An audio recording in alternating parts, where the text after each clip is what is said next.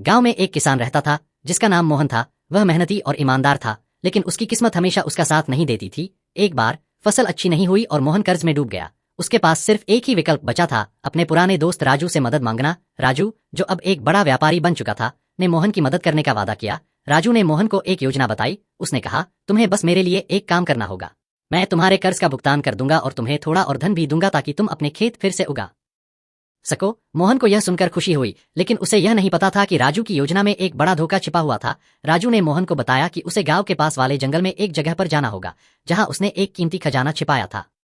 उसने कहा, वह खजाना हमारे पुराने दोस्त की संपत्ति है, जो अब दुनिया में नहीं है। हम दोनों उसका सही हकदार हैं। मोहन ने राजू की बात मान ली और अगली सुबह जल्दी जंगल की ओर चल पड़ा। जंगल में पहुंचकर मोहन को वह जगह मिली जिसका राजू ने जिक्र किया था। उसने खुदाई शुरू की और थोड़ी देर में एक पुराना संदूक निकाल लिया। संदूक को खोलते ही मोहन की आंखें चमक उठीं। उसमें सोने के सिक्के, हीरे जवाहरात और कई अन्य कीमती चीजें थीं। लेकिन तभी मोहन को एक अजीब आवाज सुनाई दी। वह मुड़ा तो देखा कि राजू वहां खड़ा मुस्कुरा रहा था। तुमने बहुत अच्छा काम किया, मोहन, राजू ने कहा। अब इस खजाने को मुझे सौंप दो और तुम्हारा कर्ज चुका दिया जाएगा। मोहन को कुछ शक हुआ और उसने पूछा, यह खजाना सच में हमारे दोस्त का है या तुम कुछ छिपा रहे हो? राजू ने हंसते हुए कहा, तुम बहुत भोले हो, मोहन।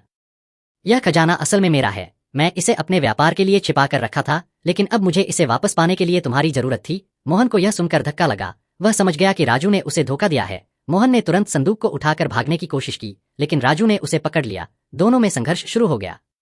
मोहन ने अपनी पूरी ताकत लगाई और आखिरकार राजू को धक्का देकर नीचे गिरा दिया। वह संदूक लेकर भागने लगा, लेकिन जंगल का रास्ता कठिन था और वह जल्द ही थक गया। उसी समय गांव के कुछ लोग वहां पहुंचे, जिन्होंने मोहन और राजू की बातें सुन ली थीं। उन्होंने मोहन की मदद की और राजू को पकड़ लिया। जब गांव के मुखिया को यह सब पता चला, तो उसने राजू को कड़ी सजा दी और खजाना मोहन को सौंप दिया।